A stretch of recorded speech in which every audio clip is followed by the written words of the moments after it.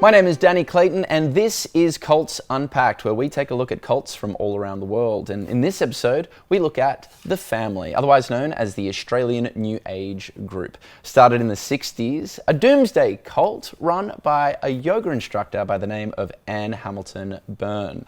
It got a little bit sinister with fraudulent adoption claims, with abuse claims, with breaking into a mental facility claims, and even drugging their cultists with LSD. To explain it a little bit deeper, we have Jo Thornely.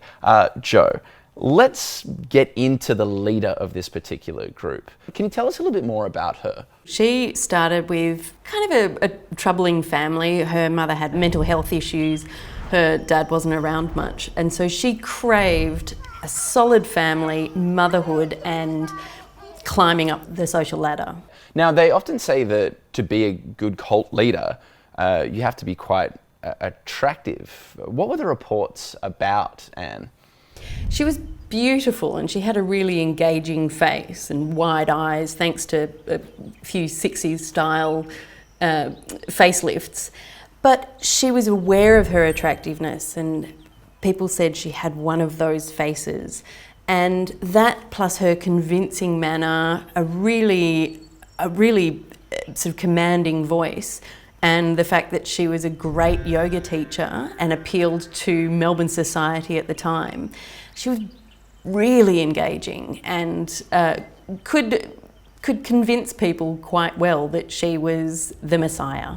Was it peculiar at all to have a woman-led cult? Because from my understanding, it seemed to be a predominantly man-run thing. It is unusual. It's not as unusual as a female serial killer, but there are examples. And I think generally, because being a cult leader is about being a massive narcissist and craving power, and I think that's why often sex is a part of cults, because that's a certain amount of power that men can wield over followers.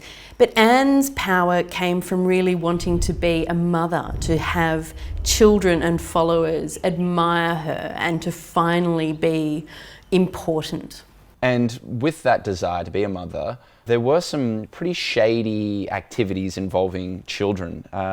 What was going on there? Some of her children, she convinced her followers to just hand over to her, and others were fraudulently adopted.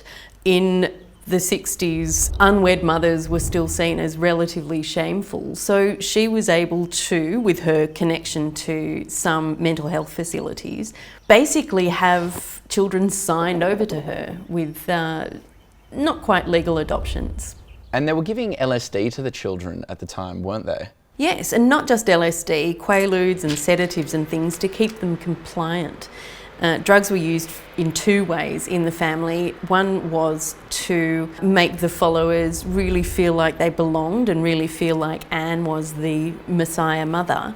And the other was to keep the children obedient. It's really hard to keep, up to 14 adopted children in line all the time, but it makes it a lot easier if they're off their face a little bit.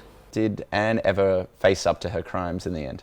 Not really. The most she ever paid for how she treated the children was a $5,000 fine for fraudulent adoption. The family was investigated, but because everyone was really so convinced with Anne and her stories, they would not admit to abuse. And when you've been brought up on drugs, it's hard to remember a lot of it and be a reliable witness.